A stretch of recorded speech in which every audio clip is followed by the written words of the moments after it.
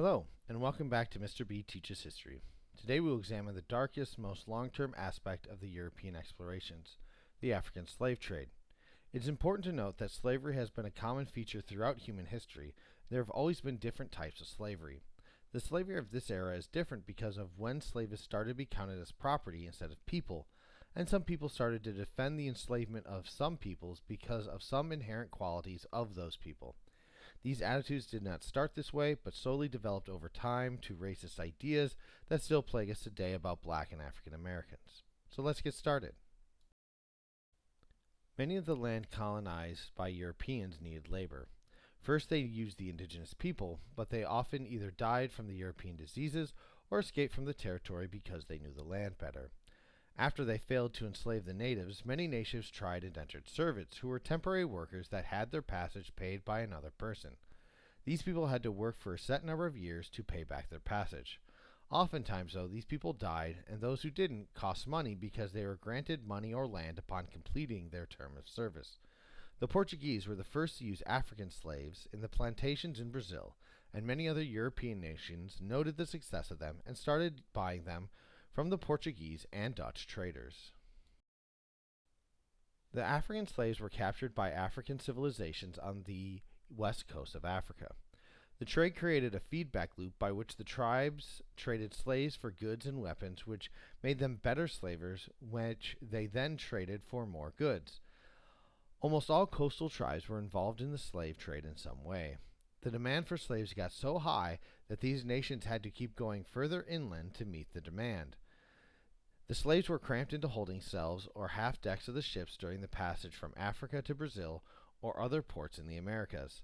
They were often not given much food or water, and many would jump ship in the middle of the Atlantic Ocean too.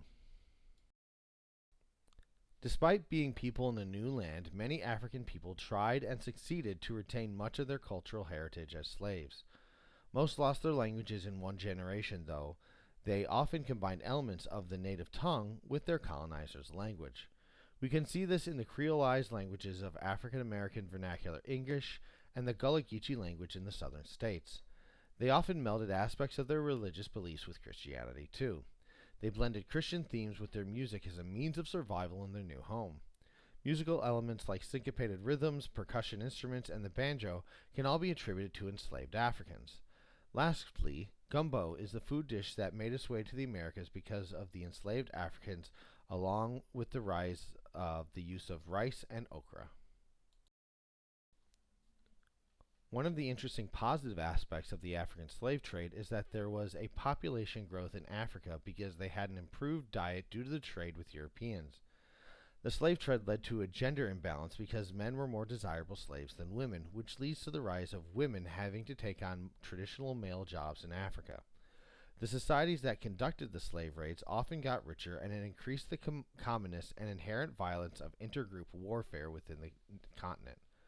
Many of the West African nations were also weakened by this violence and enslavement, which means they were slower to develop complex economies and develop their own goods and products.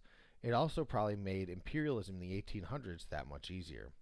Lastly, the capitalist industrialization of the 17 and 1800s would probably not have happened without the cheap labor force that African slaves provided. It's important to note that the slave trade did not just go in one direction, from Africa to the Americas. Many slaves were taken from eastern Africa too, along with overland and sea routes to the Middle East and India. These slaves, though, had more opportunities to develop communities and themselves. Slaves in Islamic communities had certain rights.